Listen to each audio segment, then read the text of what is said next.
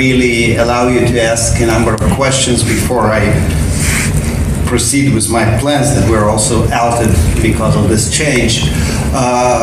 I think that for us it's very important that this event takes place when we mark the 50 years of this building, definitely not of the Knesset itself. The original Knesset was in the center of the city on King George Street, but for the last 50 years the Israeli parliament seats here in this building that became kind of a symbol of Israeli democracy. And I think that one of the things to mention here is how diverse the site is when you look at the plenary session. I think that even with some drawbacks we can find in the electoral system, the system of governance here in this country, one thing is definitely not for an argument: the representation is total. There is not a single significant minority in this country that can seriously claim that they don't have a voice in the Knesset. And this is probably, by the way, the only institution in this country. It's not like that in the academia, definitely not in the IDF, you name it. Not in the coalition of the government, obviously. But as far as the parliament, the Knesset is concerned, every minority has a voice here. Sometimes it makes it not too easy for the speaker to run this whole thing, but I'm very proud to be the Speaker of the House where anyone can express an opinion, where we have to take into consideration numerous holidays, traditions, approaches, and thank God for the last 68 years, with all the trouble we had with fighting terrorism, with military operations, with problematic relations with our neighbors, this parliament never ever lost its way, never got off the highway of democracy. And it's not easy. And I think, speaking of terrorism, one thing that is very easy to define is that the problem with our situation is definitely the Green Line, Judea and Samaria, the quote-unquote occupation. I think it takes a tour of this building to understand that everyone is entitled to his or her opinions, but it can't be the problem. And I'll tell you why. This building was built, finished building at 65, when there were no Israeli soldiers or citizens in Judea and Samaria. You entered this building just an hour ago through the Palomo gate, through the main entrance. It was not there 50 years ago. It was on the other side of the building. That's what the architect planned. It was a very nice architectural plan before the security saw the entrance. And they said, we weren't let members of Knesset and ministers to enter this building from that side. Beis Lahim is too close. They were thinking of those days of snipers who could easily point their rifles at people entering the Knesset. Mind you, I'm talking about 50 years ago, before 67, before the 6-Day War. So I guess, as usual, when you're trying to take care of a problem, say a medical problem, the diagnosis is very important. Once you diagnose things wrong, you're never able to take care of the problem. And as we say, food for thought. Food for thought, without starting an argument, without definitely saying that everyone's wrong and me, I'm the only one who is right. But food for thought. How come that in 65 the security changed the whole thing around in this building when there was not a single soldier, not a single quote-unquote settler in the area of Judea and Samaria? And I think that this situation with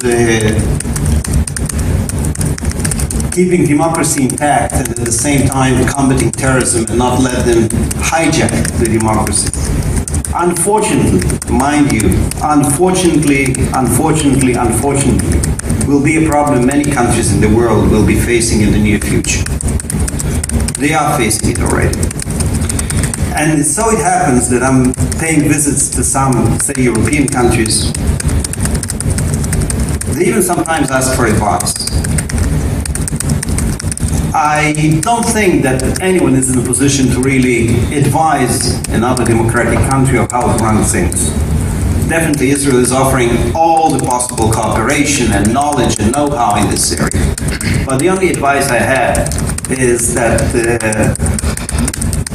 the main task and the main goal would be to continue balancing the way we do. And as a democratic state, and we have to work very hard to achieve the balance, to control the balance, and it's a huge part of my legislation and my activities here in this parliament.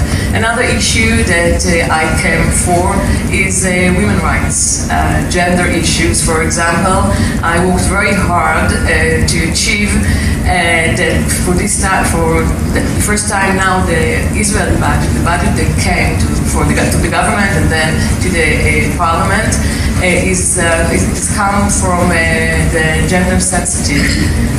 Many ministers had to announce their budget from gender perspective, gender sensitive, and I believe that in this way a lot of things will be better here in Israel, because it's easy to find the problems in the end, but I believe that if we really want to do something, we have to do it from the beginning.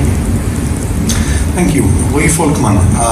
Basically the same questions, and I would like to please introduce yourself, but you are new elected, arrived to the Knesset in these elections in March, I believe it was. In an American college they would call it freshman. Do you remember your first legislation, your first bill that you start processing? Oh yes, definitely. I just came from a meeting dealing with that bill. So first of all, thank you very much for being here. It's a pleasure seeing you here, and thank you, Yotam, for the flexibility in schedule. We have a meeting with the Prime Minister around the gas. I already explained these different things. I said in a typical Israeli way we solve it. Great. Well, I came to the Knesset as part of the Kulanu party, the party of the finance minister. I'm the section head of the party, and I deal with mainly two issues. One is I'm an economist by training, and I deal with economic and social issues, mainly employment. I'm doing a lot of work now with Israeli Arabs, integration within the Israeli economy. That's a major topic that I'm dealing with. But general employment issues on various small businesses, and my first legislation was terms of payment for small businesses in general, problems that small businesses in the Israeli economy has in order to integrate and support the growth, the economic growth of the country. It's the future of the employment future in most of the Western world, but in Israel we have some specific difficulties with medium and small businesses, and that's part of my main issues. The second thing, I came for the parliament, that's my background. I deal with governance issues. I came from various leadership programs within the Israeli government sector, and I'm dealing with governance issues, various issues. First of all, the relationship between government and parliament. We are in the process of deliberating on those relationships, and also now there is a new committee on general governance changes needs to be done, the way of elections and other stuff. These are fields I'm involved in, also as a section head of the Kulanu party, but generally as the fields that I was involved when I came here in public policy issues, and the way the Israeli parliament needs to be more effective, not only in legislation. I don't know if you know, we legislate more than any other parliament, which means we have a very big legislation, a lot of legislation, but less supervision. So we legislate more, but supervise less. Private legislation, of course, and that's very unique in Israel, in Western democracies, and we have challenges with that. So that's another field that I'm involved in. Aliza, you wanted to add something? Yeah. You asked me before about my first legislation, so I can't forget it because I carried with the suggestion in my pocket in the first day that I come to the Knesset as a young parliament. Actually, I worked on this legislation 15 years as a social activist, and my first legislation is to, in Israel we have two systems. One is the rabbinical court, and one is the court that the courts, and we have two systems, two ways, and it makes a lot of problems and a lot of damage, unfortunately. But more than that, in the rabbinical courts, women are not allowed to be judges. And more than that, women are not allowed to choose who will be the judges. And it's not different from the civil judge, the civil court.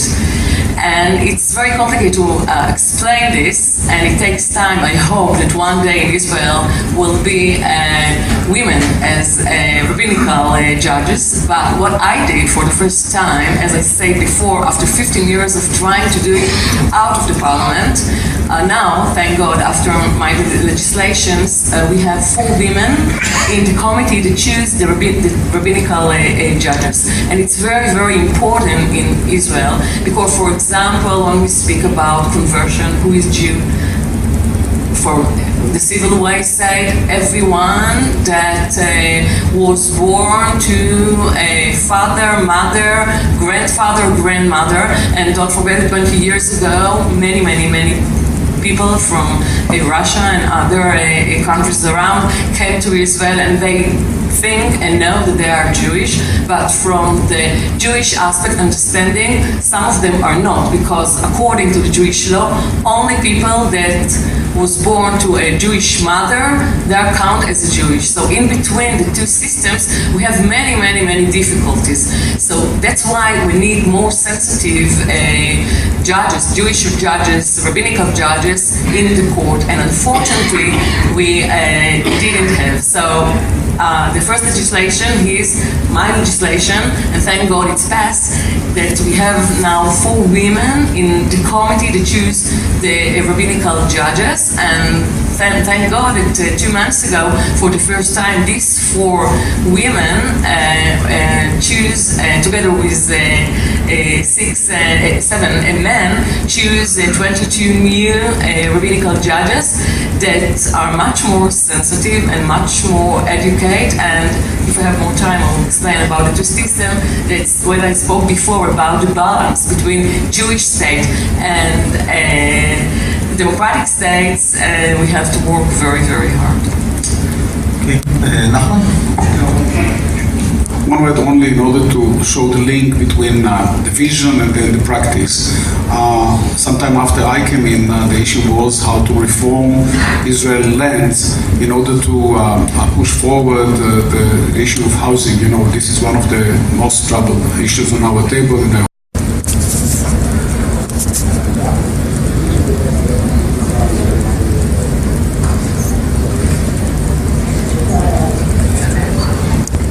ברוך אתה ה' השם אלוקינו מלך העולם אשר קידשנו במצוותיו וציוונו להדליק נר של חנוכה.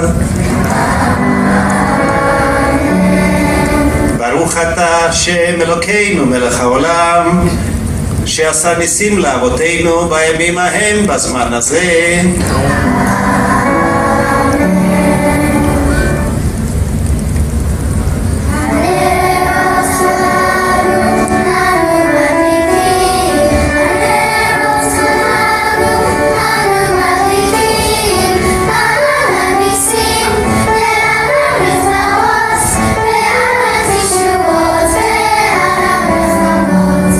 שעשית לאבותינו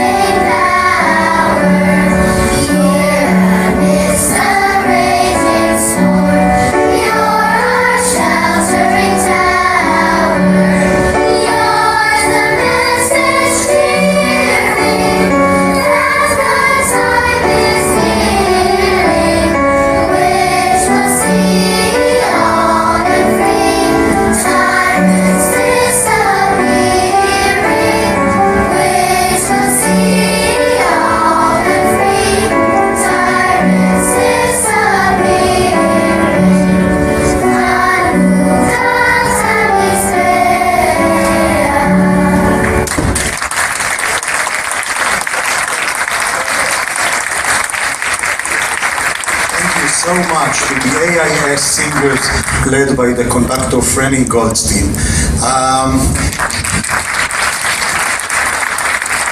Thank you again, Speaker of the Knesset Yuli Edelstein, Director General of the Knesset Ronen Plot. Thank you all Knesset members that join us here this afternoon.